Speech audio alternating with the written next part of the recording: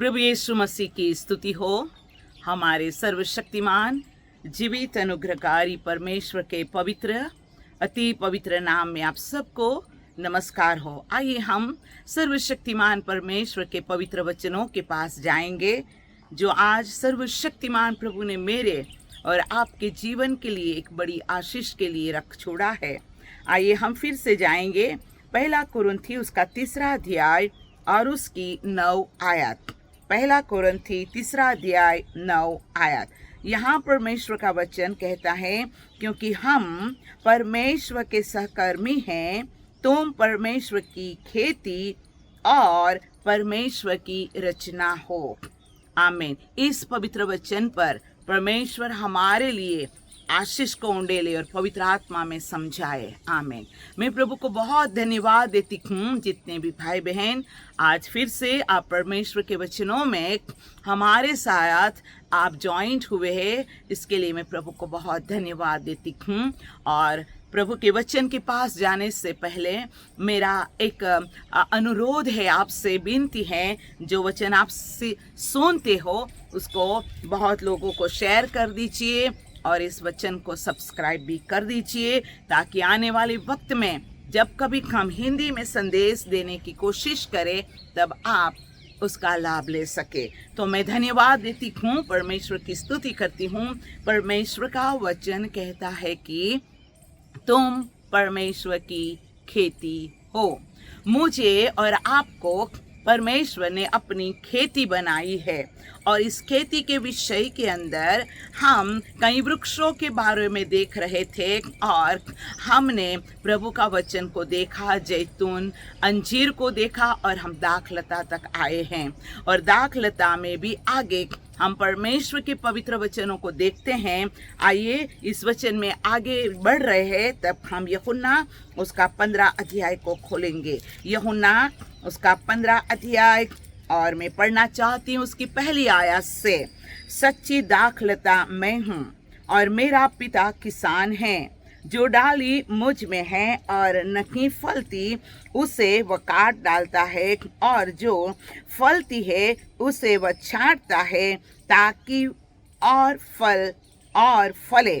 तुम तो इस वचन के कारण जो मैंने तुमसे कहा है शुद्ध हो।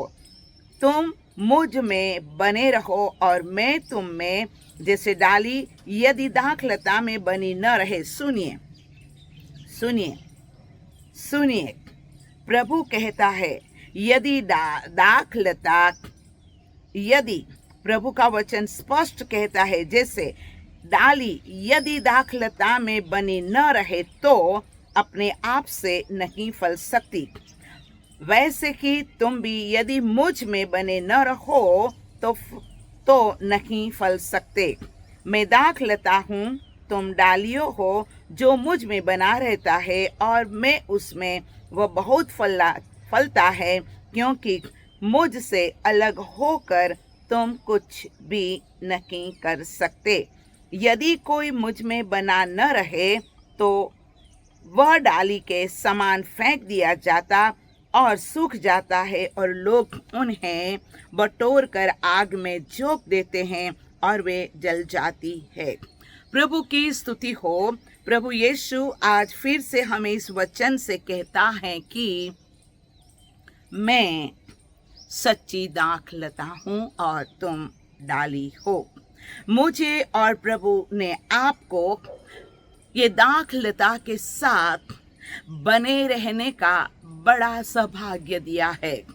हम सर्वशक्तिमान प्रभु में बड़े आशीष और भाग्यवान प्रभु के लोग हो कि सर्वशक्तिमान परमेश्वर ने हमें उस दाखलता से जोड़कर हमें बहुत फल उत्पन्न फलने का परमेश्वर आशीष दे रहा है। और इसके लिए प्रभु का वचन कहता है यूहन्ना 15 और 7 आयत में, यदि तुम मुझ में बने रहो और मेरा वचन तुम में बना रहे, और मेरा वचन तुम में बना रहे, तो जो चाहो मांगो और वह तुम्हारे लिए हो जाएगा।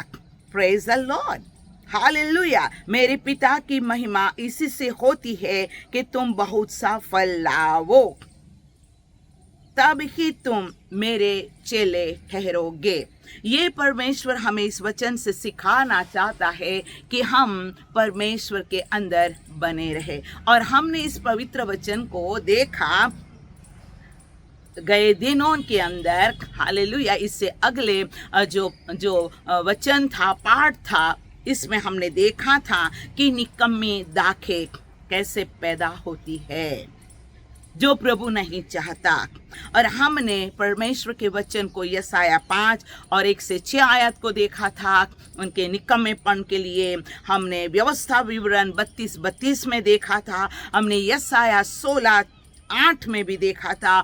हजकियेल 19 अध्याय 10 से 14 में भी देखा था कि कैसे परमेश्वर की खेती को मनुष्य की अन आज्ञाओं के लिए या आज्ञा का उल्लंघन के लिए प्रभु के अंदर नहीं बने रहने के कारण कैसे उन दाखलता, उन फलों की, उन दाख मधु की, उन दाख के फलों की, दाखलता के फलों की, द्राक्षा की क्या हालत होती है, वो हमने देखा। और भी हम आगे पढ़ेंगे। आइए हम देखेंगे श्रेष्ठ गीत। और श्रेष्ठ गीत वो मसीह यीशु और परमेश्वर की कलीसिया के बारे में ये श्रेष्ठ गीत किंग सोलोमन के द्वारा लिखा गया है। और ये ज्ञानी व्यक्ति के द्वारा परमेश्वर ने जो वचन दिया, ये वचन पवित्र आत्मा ने मेरे और आपके जीवन के लिए उसको पवित्र शास्त्र में लिखा है। ये वचन इस तरह से कहता है, श्रेष्ठ गीत उसका 2 अध्याय और उसकी 5 आयत। जो छोटी लोमड़ियाँ दाख की बारी को बिगाड़ती है, उन्हें पकड़ ले, क्योंकि हमारी दाखलता की बारियों में फूल लगे हैं। ये छोटी छोटी लोमड़ियाँ, सर्वशक्तिमान परमेश्वर का वचन कहता है कि वो परमेश्वर की दाख की बाटी को, दाख की बारियों को, दाख के गार्डन को, ये उसको, उसके फलों को वो बिगाड़ती है। आज परमेश्वर मेरे और आपके जीवन के लिए कह रहा है कि मैं सच्ची दाख लता हूं और तुम मेरी डाली हो। यदि तुम मुझ में बने रहते हो तो तुम बहुत फल दोगे, और जब तुम फल दोगे तो मेरे पिता की महिमा होगी। सर्वशक्ति मान परमेश्वर की महिमा का कारण हम बन जाएंगे। लेकिन यहाँ तो एक परमेश्वर पिता वचन कह रहा है कि जो छोटी लोमड़ियाँ है, जो दाख वाटी की वारियों को बिगाड़ती, उसको पकड़ लो। ये छोटी छोटी लोमड़ियों क्या है? हमारे स्पिरिचुअल लाइफ में, हमारे आत्मिक जीवन के अंदर ये छोटी छोटी चीज जो घुस जाती है और वो परमेश्वर के खेती को बिगाड़ती है, फलों को नष्ट करती है, फलने नहीं देती है। ये छोटी छोटी लोमड़ियों, और जिसके बारे में जब सर्वशक्तिमान परमेश्वर इस संसार में थे तब उन्हें बहुत सारे ऐसे अपने लोगों को परमेश्वर ने पेड़ और फलों के बारे में कहा था। और हम जब देखते हैं बीज बोने वाले का दृष्टांत, तो वहां परमेश्वर का वचन बहुत साफ तरीके से कहता है, और उस वचन को मैं पढ़ना चाहती हूँ। मत्ती सुसमाचार उसका 13 अध्याय और 3 आयत से मैं पढ़ना चाहती हूँ। और उसने उनसे दृष्टांत में बहुत सी बातें कही। एक बोने वाला बीज बोने निकला। बोते समय कुछ बीज मार्ग के किनारे गिरे और पक्षियों ने आकर उनको चुग लिया। कुछ बीज पथरीली भूमि पर गिरे, जहां उन्हें बहुत मिट्टी न मिली, और गहरी मिट्टी न मिलने के कारण वे जल्द ही उग आए, पर सूरज निकलने पर वे जल गए और जड़ न पाने से सूख गए। कुछ बीज झाड़ियों में गिरे और झाड़ियों में बढ़कर उन्हें दबा दिया, पर कुछ बीज अच्छी भूमि में गिरे और फल आए, और कोई 100 गुना, कोई 60 गुना और 30 गुना। जिसके कान हो वह सुने। अब चेलों कहते हैं कि प्रभु, आपने ये दृष्टांत कहा, हमें इस वचन को समझ में नहीं आता है। तब परमेश्वर ने चेलों से जो उत्तर दिया उसको मैं पढ़ना चाहती हूँ। प्रभु ने चेलों को समझाया। इस चीज को हम पढ़ेंगे। मत्ती 13:10 से हम पढ़ना शुरू करेंगे। चेलों ने पास आकर उसे कहा, तू लोगों से दृष्टांत में क्यों बातें करता है? उसने उत्तर दिया, तुमको स्वर्ग के राज्य के भेदों को समझ दी गई है, पर उनको नहीं। हम प्रभु को धन्यवाद देते हैं कि सर्वशक्तिमान परमेश्वर हमें स्वर्ग राज्य का भेद समझाता है, और उसकी आत्मा हमें इन सारी बातों को समझने के लिए परमेश्वर पिता हमें कहता है, और उसके लिए प्रभु का आत्मा आनंद भी करता है। और वो कहता है 16 आयत में, पर धन्य है तुम्हारी आंखें कि वे देखती है, और तुम्हारे कान जो सुनते हैं, क्योंकि मैं तुमसे सच कहता हूं कि बहुत से भविष्यवक्ताओं ने और धर्मियों ने चाहा कि जो बातें तुम देखते हो देखे पर न देखी, और जो बातें तुम सुनते हो सुने पर न सुनी। अब परमेश्वर पिता अपने लोगों को इस दृष्टांत बीज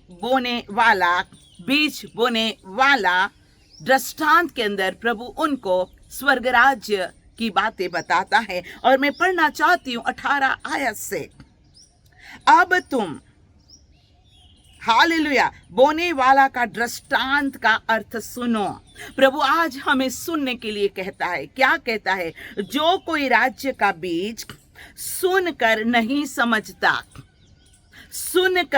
समझता, उनके मन में जो कुछ बोया गया है उसे वह दुष्ट आकर छीन के ले जाता है। यह वही है जो मार्ग के किनारे पर बोया गया है। हम परमेश्वर की खेती है, और परमेश्वर उस खेती के अंदर अपना बीज वचन प्रभु हमें सुनाता है, हमारे हृदय में बोना चाहता है। लेकिन जब कोई भी विश्वासी, कोई भी भाई बहन उस वचन को नहीं समझते हैं, सुनते हैं, समझते नहीं, तो ये उनके जीवन के अंदर एक मार्ग के किनारे, मार्ग के बाजू में, मार्ग के किनारे में बोया हुआ वचन जैसा है कि आसमान के पक्षी आकर उसको खा जाता है, और ये छीन लेता है, दुष्ट छीन लेता है। दुष्ट कौन है? शैतान है। वो मनुष्य के जीवन की आशीष को खा जाता है। 20 आयत, और जो पथरीली भूमि पर बोया यह वह है जो वचन सुनकर तुरंत ही आनंद के साथ मान लेता है। पथरीली जमीन, जिसका हृदय में पत्थरे हैं, सुनते हैं और आनंद करते, वाह परमेश्वर का वचन कितना अच्छा है, प्रभु की बहुत स्तुति हो, सुन के ग्रहण कर लेते, जल्दी जल्दी ग्रहण कर लेते, खुश खुश हो जाते। लेकिन क्या होता है? 21 आयत, पर अपने में जड़ न होने के कारण वह थोड़े ही दिन का है, और जब वचन के कारण क्लेश या उपद्रव होता है तो तुरंत ठोकर खाता है। वैसे लोगों के जीवन के अंदर, जो पथरीली जमीन के अंदर सर्वशक्तिमान परमेश्वर का वचन जब पढ़ता है, बोता है, बी बोने वाला तो बोता ही है अच्छी इरादे से, अच्छी इच्छा से, लेकिन जिसके हृदय के अंदर पत्थर है, पथरीली जमीन है, बहुत आनंद के स्वाद स्वीकारते है, लेकिन जब समय आता है, कोई क्लेश आता है, कोई मुसीबत आती है, कोई तकलीफ आती है, ठोकर खाते चले जाते हैं। ओ बोया हुआ बीज जो अच्छी जमीन न होने के कारण परमेश्वर का वचन कहता है कि नष्ट हो जाता है।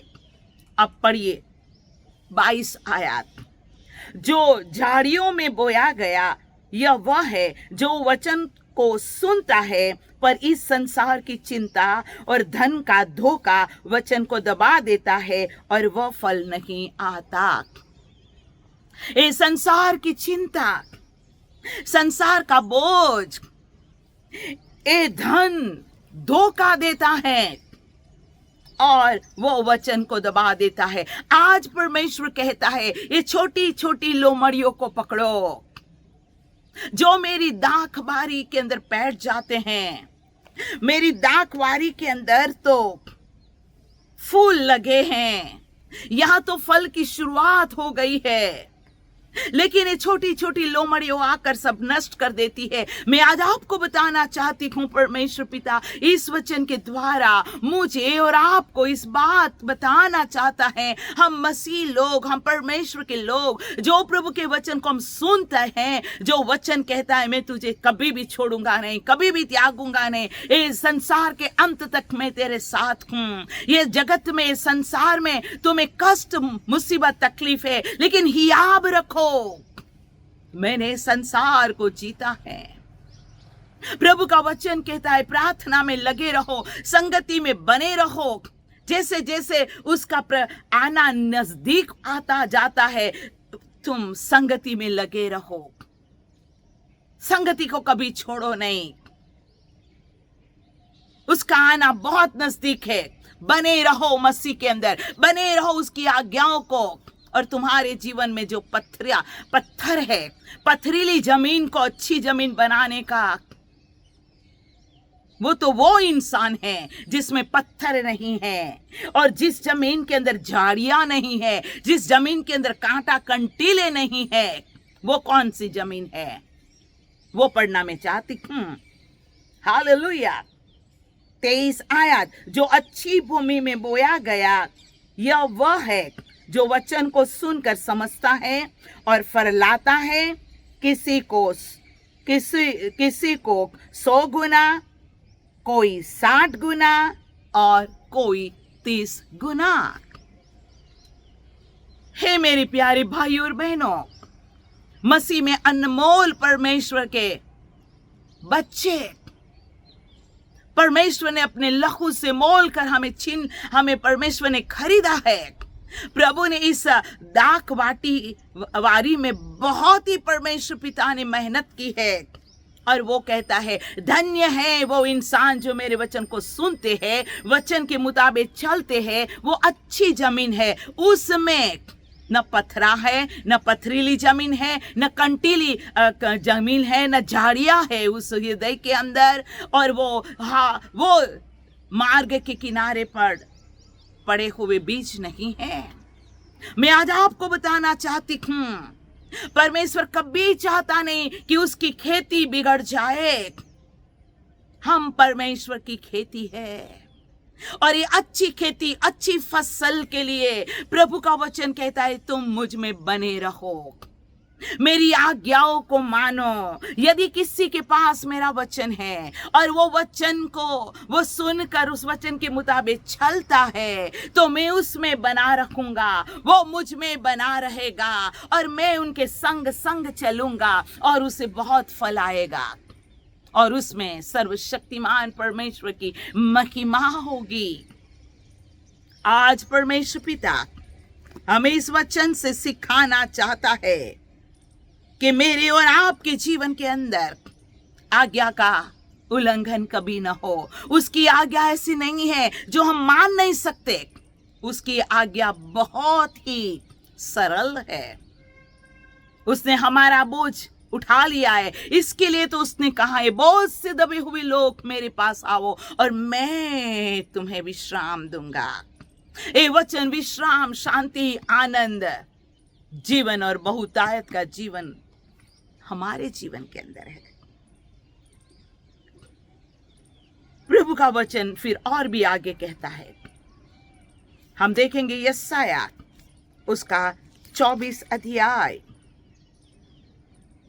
और वहां देखेंगे जो लोग परमेश्वर की आज्ञा को नहीं मानते, परमेश्वर से दूर होते हैं, प्रभु में नहीं बने रहते हैं, संसार की बातें, अंधकार की बातें, पाप और पापमय जीवन में आनंद उठाते हैं, प्रभु का वचन क्या कहता है? यशाया 24 उसकी 7 अध्याय 24 का 7 आयत यहाँ लिखा है, नया दाख मधु जाता रहेगा, नया दाख मधु जाता रहेगा, दाख लता मुरझा जाएगी और जितने मन में आनंद करते हैं सब लंबी लंबी सांस लेंगे।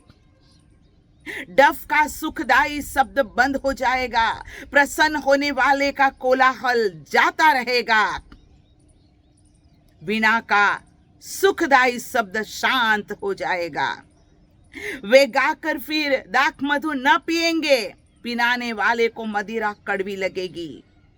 गड़बड़ी मचाने वाली नगरी नष्ट हो जाएगी, उसका हर एक घर ऐसा बंद किया जाएगा कि कोई उसमें घुस न सकेगा।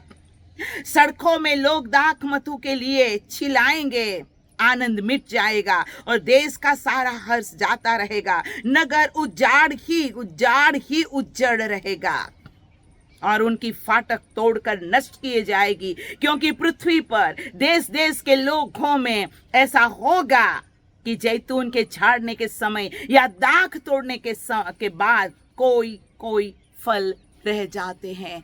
हो, फसल नष्ट। क्यों? क्या कारण है?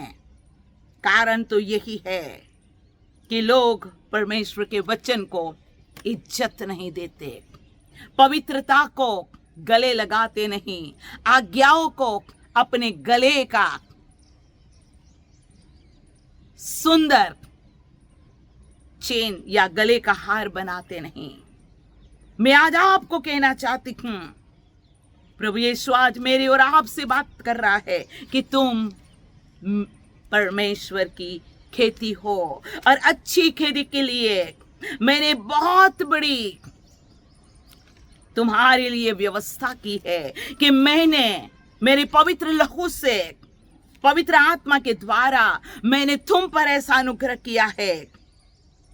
प्रभु का वचन कहता है कि तुम पर मैंने ऐसा अनुग्रह किया है कि तुम सदा मुझ में बने रहो। मैंने पवित्र आत्मा के द्वारा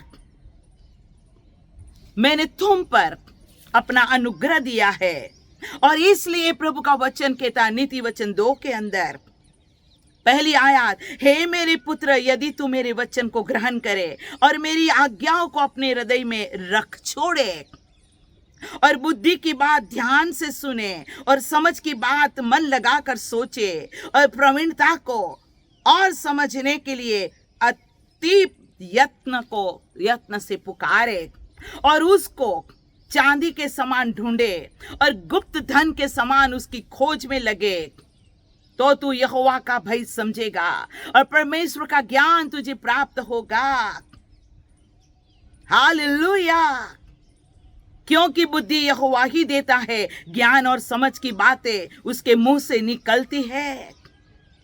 मैं आज आपको बताना चाहती, परमेश्वर के प्यारे, अति प्यारे लोग, आज प्रभु मुझे और आपको कहता है कि तुम मेरे वचनों के अंदर बने रहो, मेरा वचन तुम्हारे हृदय के पट्टी पर लिखा जाए। यदि वैसा नहीं है तो जैसा हमने बीते दिनों में देखा, निकम्मे दाखे, जंगली दाखे लगी, जैसा हमने देखा कड़वी विष भरी गुच्छे, विष भरा गुच्छा, दाख का गुच्छा, लेकिन वो कड़वा।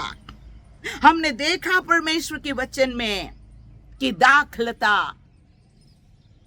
प्रभु का वचन कहता है, मुरझा गई। प्रभु का वचन कहता है उसके लिए विलाप का गीत गाया जाएगा। और हमने देखा ये छोटे छोटे लोमड़िया आकर परमेश्वर के दाख बारी में लगे हुए फूल और दाख को खा जाती है, नष्ट करती हैं। हमने परमेश्वर के वचन को देखा यदि हमारा हृदय पत्थरी सा है, कांटे वाली झाड़ियों समान हमारा हृदय है, वो परमेश्वर की खेती बनने में लायक नहीं होता है। थोड़ा पौधा खड़ा उगता है, फिर मर जाता है। हमको प्रभु ने बताया, जो मेरे वचन को सुनते, उस वचन के मुताबिक चलते हैं, तो वे लोग, परमेश्वर का वचन कहता है, फलेगा, मुझ में बने रहेगा और वे कभी नष्ट नहीं होंगे। प्रभु ने हमसे बातें भी गए दिनों के अंदर, और परमेश्वर ने हमें लूका रचित समाचार से हमें परमेश्वर ने बीते दिनों में इस वचन को भी दिया कि जो व्यक्ति अपना पुराना जीवन नया जीवन मिक्स करता है, प्रभु का वचन कहता है वो फट जाएगा, वो मर जाएगा। प्रभु का वचन इस तरह से कहता है, लूका 5:36 से, जिसने और एक दृष्टांत से उनसे कहा, कोई मनुष्य नए वस्त्र में से फाड़कर पुराने वस्त्र में पैबंद नहीं लगाता, नहीं तो नया फट जाएगा और वह पैबंद पुराने मेल भी नहीं खाएगा। आगे दाखलता के लिए, दाखरस के लिए, और कोई नया दाखरस पुरानी मशकों में नहीं भरता, नहीं तो नया दाखरस मशकों को फाड़ कर बह जाएगा और मशकें भी नष्ट हो जाएगी, परंतु नया दाखरस नई मशकों में भरना चाहिए। कोई मनुष्य पुराना दाखरस पीकर नया नहीं चाहता, क्योंकि वह कहता है कि पुराना ही अच्छा है। आज परमेश्वर मेरे और आपके जीवन के अंदर ये बातें कहना चाहता है कि तुम्हारा जीवन, नया जीवन, पुराना जीवन, नया दाख रस नहीं होना चाहिए। नए मशक के अंदर नई दाख रस को भरना चाहिए। मेरा और आपका जीवन, बाइबल कहता है, जितने लोग प्रभु यीशु मसीह में है, वो नई उत्पत्ति है, हम न्यू क्रिएशन है। अगर हम नई उत्पत्ति है मसीह के अंदर, तो हमारे जीवन के अंदर पुराना जीवन नहीं आना चाहिए। नई मशक का नया दाखरस टिका रहेगा। और हमने देखा यहूदा को परमेश्वर ने नए जीवन दिया और उसके जीवन के अंदर पुराना लाइफ आया, और यूहन्ना के जीवन को देखते हैं कि वो मर गया, उसके पेट के आंतर बाहर आ गए। आज परमेश्वर पिता हमें इस वचन के द्वारा सिखाना चाहता है कि हम परमेश्वर की खेती है, और ऐसा न हो कि परमेश्वर की खेती के अंदर, हालेलुया, जो खेत परमेश्वर का कहा जाता है, जो लोग परमेश्वर के कहलाते हैं, उनके जीवन के अंदर निकम्मी विष भरी दाख कभी न लगे। प्रभु का वचन बहुत ही साफ तरीके से कहता है, और ये वचन और भी मैं आपको कहना चाहती हूँ, मेरे और आपके के जीवन के लिए बहुत मायना करता है कि यीशु मसीह का आना बहुत नजदीक है। जो डाली सूख जाती है उसको आग में डाला जाता है, जो स्पिरिचुअल रीति से सूख जाते हैं और दाख की खेती उसके जीवन में नहीं होती है, उसके अंदर अच्छा दाख रस नहीं होता है, परमेश्वर का वचन कहता है उसको फेंक दिया जाएगा। प्रभु का वचन मुझे और आपको चेतावनी देता है, और मैं प्रभु को बहुत धन्यवाद देती हूँ। धन्य है वे लोग जिसको परमेश्वर चेतावनी देता है, जिसको प्रभु कहता है मैं सब कुछ नया, मैं सब कुछ अच्छा बनाने के लिए आया हूँ। पत्थर वाली जमीन, झाड़ियाँ, वो हमारी चिंता, हमारा बोझ है। हम हमारा बोझ, हमारी चिंता प्रभु को दे दे, ताकि हमारे जीवन में से पत्थर, हमारे जीवन में से कांटे, हमारे जीवन में से नुकसान करने वाली जो वस्तुएं है, वो सब कुछ दूर हो जाए और प्रभु हमें आशीषित करे। अब हमने देखा निकम्मे दाख की बातें हमने सुना, फल न देने वाले खेती को देखा, लेकिन अगले समय में हम देखेंगे जो परमेश्वर के साथ जुड़े रहते हैं, जो परमेश्वर में अच्छी दाखलता हो और तुम डाली हो, जब हम प्रभु के अंदर बने रहते हैं तो हमारा जीवन प्रभु के अंदर कैसी सुंदर खेती हो जाती है। उस वचनों को हम आने वाले समय में देखेंगे। प्रभु आप सबको बहुत आशीष करे। मेरी दुआ और प्रार्थना है इस वचनों से आप आशीर्वादित हो। मैं बेनती करती हूँ फिर एक बार, इस वचन जो आपने सुना है उससे आप आशीषित हो गए हो तो आप ये वचन बहुत लोगों को सुनाइए, सब्सक्राइब कीजिए, आप उसको शेयर कीजिए और बहुत लोगों को अच्छी दाखलता, अच्छी खेती होने के लिए आपका जीवन, आपका सहयोग बहुत लोगों को आशीषित करे। धन्यवाद। प्रभु यीशु मसीह आपके संग रहे और आपको बहुत आशीष करे। धन्यवाद।